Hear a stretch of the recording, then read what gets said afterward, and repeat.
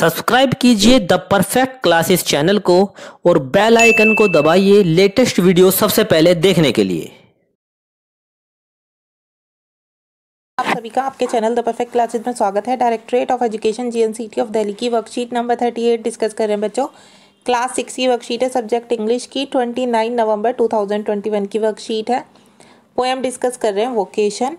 तो स्टार्ट करते हैं। क्वेश्चन नंबर 1 है, look at the pictures below and identify the professions of the individual. आप नीचे दी गई तस्वीरों को देखिए। ये जो तस्वीरें दिखाई हुई हैं आपको, और ये जो इंडिविजुअल्स हैं व्यक्तिगत, इनके प्रोफेशन को मतलब इनके जो व्यवसाय हैं उनकी पहचान करनी है आपको। You can take the help of the clues provided in the box. तो बच्चों यहाँ पर जो बॉक्स में आपको बताए हुए हैं, ये क्लूज संकेत जो दिए हुए हैं, इनसे आप पहचान कर सकते हैं कि इनमें से लॉयर कौन है। ठीक है, लॉयर हो गया। गार्डनर कौन है, गार्डनर हो गया। बैंगल सेलर कौन है, ये हो गया चूड़ी बेचने वाला। शेफ यहाँ पर है।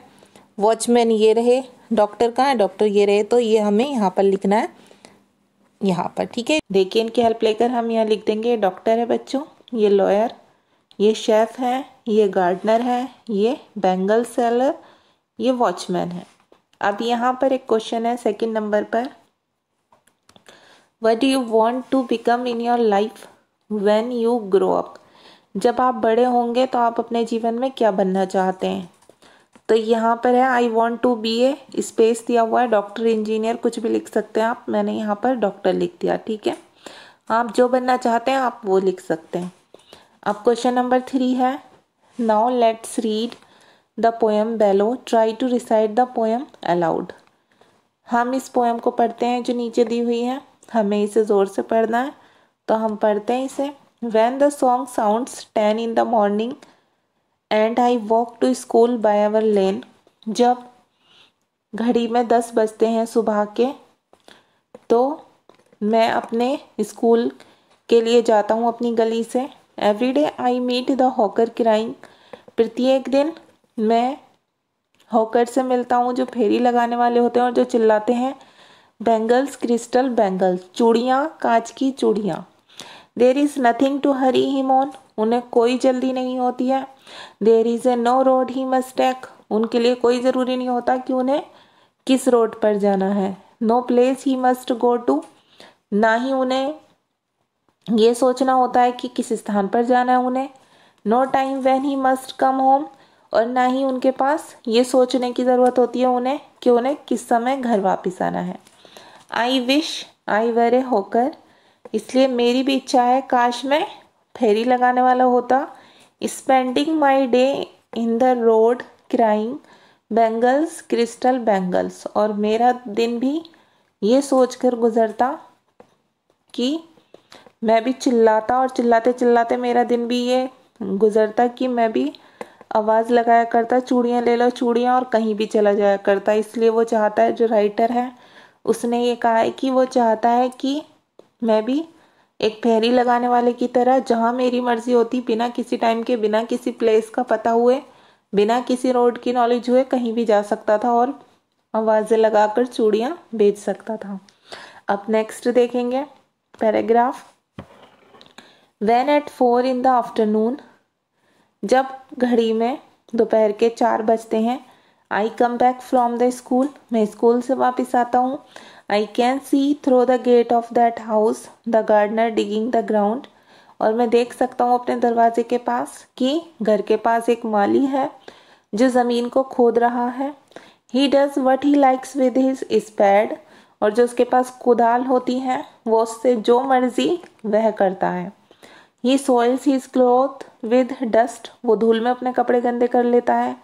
Nobody takes him to task, कोई भी उसे कुछ और काम करने के लिए नहीं देता। If he gets baked in the sun और गेट्स वेट, और वो चाहे तो सूरज की रोशनी में रह सकता है, चाहे तो वो बिल्कुल पसीने में भी भीग सकता है। आई wish I were A gardener, और मेरी ये विश है कि काश मैं एक माली होता। Digging away at the garden with nobody to stop me from digging, और मैं भी बगीचे को खोदता और कोई भी मुझे उसे खोदने से नहीं रोकता। तो इसलिए वो चाहता है कि वो काश एक माली होता। अब आगे देखिए, just as it gets dark in the evening and my mother sends me to bed. जैसे ही दिन छिपने लगता है, अंधेरा होने लगता है शाम में, मेरी मम्मी मुझे सोने के लिए भेज देती हैं। I can see through my open window, और मैं अपनी खुली हुई खिड़की से देख सकता हूँ। The watchman walking up and down, जो चौकीदार है वो ऊपर नीचे जा रहा है। The land is dark and lonely, गली में अंधेरा है और बिल्कुल अकेली सुमसाम गली है, कोई नहीं है वहाँ पर।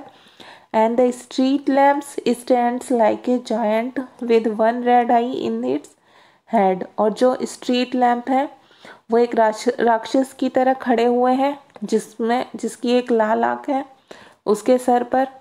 The watchman swings his lantern and walks with his shadow at his side. जो वॉचमैन है, चौकीदार जो है, वो अपनी लालटेन को झूला झुलाता हुआ और उसकी छाया में चलता रहता है। And never once goes to bed in his life, और वो कभी भी अपने बिस्तर पर अपने जीवन में सोने के लिए नहीं जाता। I wish I were a watchman walking the street at night chasing the shadows with my lantern. तो वो कहता है कि काश मैं एक चौकीदार होता, मैं भी उसकी तरह गलियों में रात में घूमा करता और अपनी ही लालटेन के साथ अपनी परछाई का पीछा करता रहता। तो ये पोएम थी बच्चों। अभी यहाँ पर हमें क्वेश्चन आंसर दिए हुए हैं। देखिए क्वेश्चन देख लेते हैं हम लोग।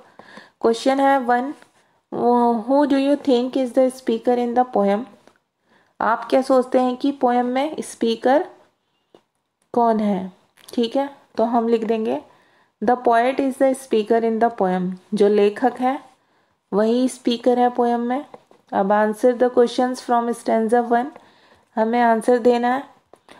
What does the hawker sell, फेरी लगाने वाला क्या बेचता है? तो हम आंसर लिख देंगे हॉकर सेल्स बैंगल्स, फेरी लगाने वाला चूड़ियाँ बेचता है। बी क्वेश्चन है when does the poet meet the hawker. जो पोएट है वो फेरी वाले से, जो फेरी लगाने वाला उससे कब मिलता है? The poet meets the hawker in the morning, लेखक उससे सुबह में मिलता है। ठीक है, अब क्वेश्चन सी है what do you think the poet wishes to be a hawker. क्या आप सोचते हो कि लेखक, आप क्या सोचते हो कि लेखक एक फेरी लगाने वाला क्यों बनना चाहता है? तो इसका आंसर आप लिखेंगे he wish he were a hawker because, वह चाहता है कि वह एक फेरी लगाने वाला बने क्योंकि, इसका आंसर आप यहाँ से लिखेंगे बच्चों, क्योंकि there is a nothing to hurry him on, क्योंकि उसे कोई जल्दी नहीं है। There is a no road he must take, कोई ऐसा रोड नहीं है जो उस पर उसे ज़रूर चलना चाहिए। No place he must go to, कोई ऐसा स्थान नहीं है जहाँ पर उसे ज़रूर जाना चाहिए। No time when he must come home, और ना ही कोई ऐसा एक समय है जिस टाइम तक उसे घर वापस आना चाहिए, इसलिए वो बनना चाहता है। तो बस यहाँ तक लिखेंगे, होम तक। ठीक है, अब यहाँ पर देखिए क्वेश्चन है, सेकेंड स्टैंजा से क्वेश्चन लिए गए। What does a gardener do, तो इसका आंसर हम लिख देंगे a gardener digs the grounds, एक माली ज़मीन को खोदता है। तो अब क्वेश्चन भी है why do you think the poet wishes to be a gardener. आप क्या सोचते हैं कि लेखक एक माली क्यों बनना चाहता है? तो इसका आंसर आप लिखेंगे the poet wishes to be a gardener because, जो लेखक है वो एक माली बनना चाहता है क्योंकि, यहीं से हम आंसर लिखेंगे वर्कशीट से ही does what he like with his spade, क्योंकि वो जो चाहता है अपनी कुदाल के साथ वही करता है। He soils his clothes with dust, वो मिट्टी में अपने कपड़े गंदे कर लेता है, धूल मिट्टी में। Nobody takes him to task, कोई भी उसे कुछ काम नहीं देता।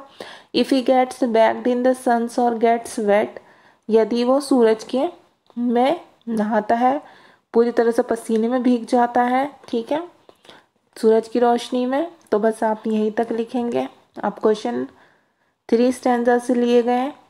क्वेश्चन एक ही है यहाँ पर, why do you think the poet wishes to be a watchman. आप क्या सोचते हैं कि लेखक एक चौकीदार क्यों बनना चाहता है?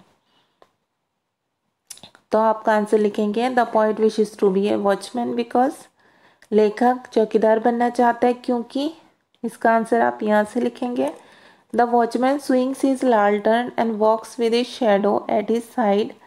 चौकीदार जो है वो अपनी लालटेन के साथ उससे झुलाता हुआ अपने ही शैडो पर एक साइड पर अपनी चलता है। And never once goes to bed in his life, और कभी भी अपने जीवन में बिस्तर पर नहीं जाता। ठीक है बच्चों, आपकी वर्कशीट सॉल्व हो गई स्टूडेंट्स। अगर आपको मेरी वीडियो पसंद आई है तो प्लीज़ मेरी वीडियो को लाइक कीजिए, शेयर कीजिए, हमारे चैनल को सब्सक्राइब कीजिए। Thanks for watching.